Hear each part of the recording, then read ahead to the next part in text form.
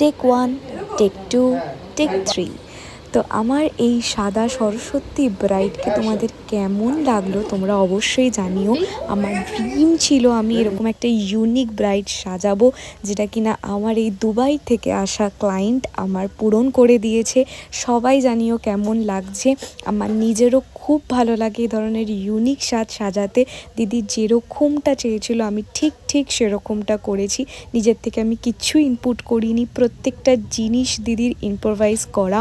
এবং আমার খুব কাছের একটা কাজ, মানে আমার ড্রিম ওয়ার্ক, বারবার বলছি আমি এটা।